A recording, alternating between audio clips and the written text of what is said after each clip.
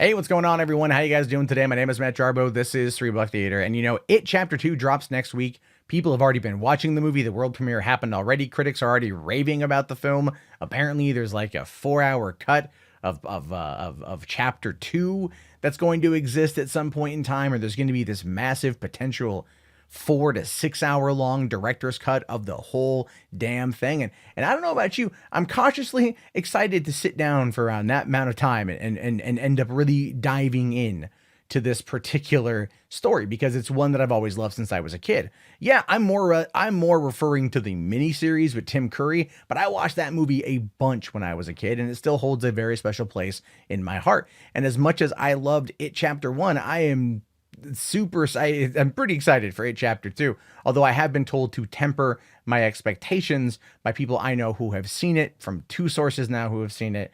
So I'm a little bit cautious, but I think if you watch them kind of back to back, right, kind of like Kill Bill Volume 1 and Volume 2 is really one movie, and Avengers Infinity War and Endgame is really one movie, then you ultimately get a better sense of completion when it's done. Like, if you want just a real quick recommendation, watch Casino Royale and Quantum of Solace back to back, because it's quite frankly the same damn, it's just a continuation of the same damn story, and it picks up like 2 hours later. Seriously, watch it back to back and let me know down in the comment section. But when it comes to it,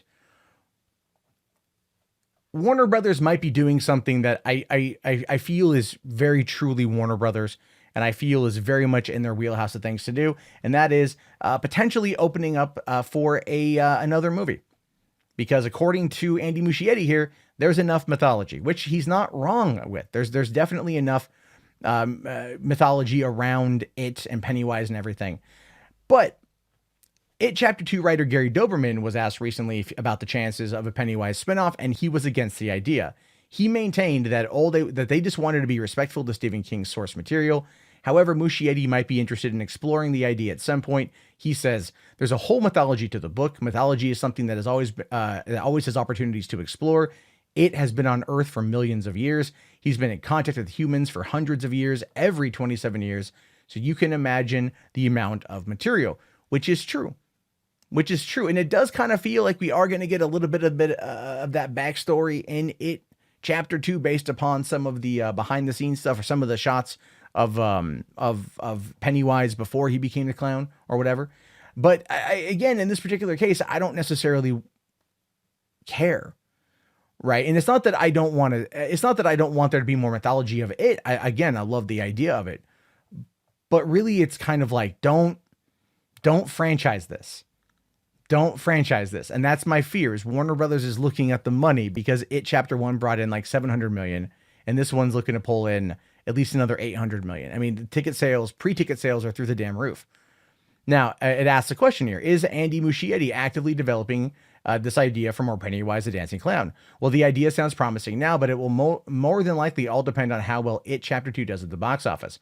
While the tracking is looking good, it may be a bold maneuver to stray from Stephen King's source material, unless he is willing to help out. And in regards to that, Muschietti says, "It's always exciting to think of eventually exploring this mythology. It's very exciting, but for now, there's nothing on the table." But the way to look at a story like this is a couple different ways.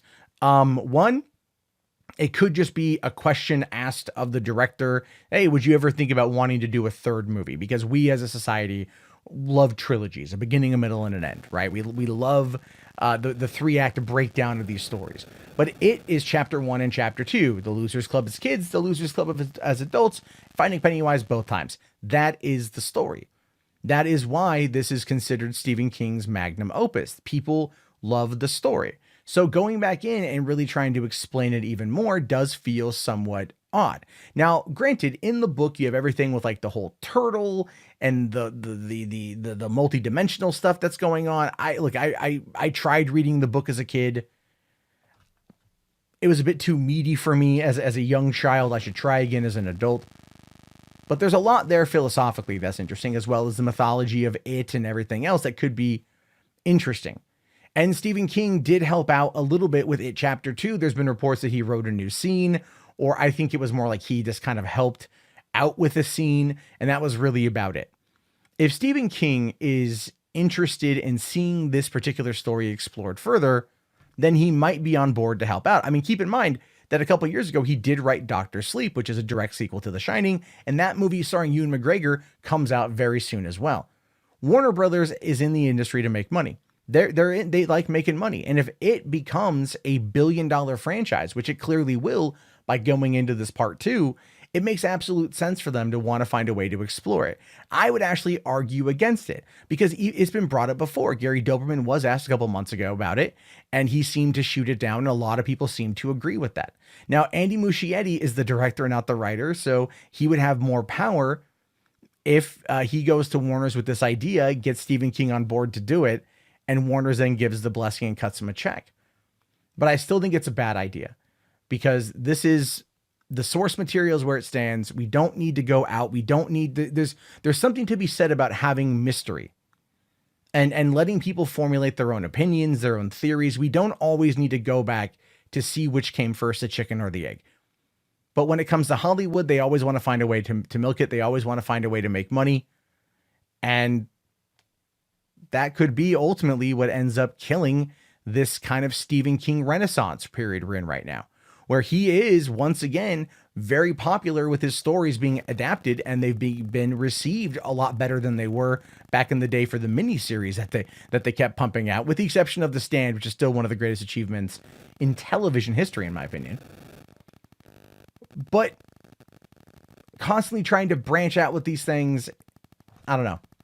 I'm not buying it, but I want to hear your thoughts. I want to hear your opinions. Let me know down in the comments below. Also, head over to facebook.com/groups/3buck theater. Join in on the action over there. And if you want to yell at me directly, if you want to question me, you want to challenge me, come over to Hollywood After Dark, my podcast airing on this channel Monday through Thursday, 11 p.m. Pacific Standard Time. And listen, I will talk to you guys later. Thank you again so much for watching. Have yourself a great day and peace out.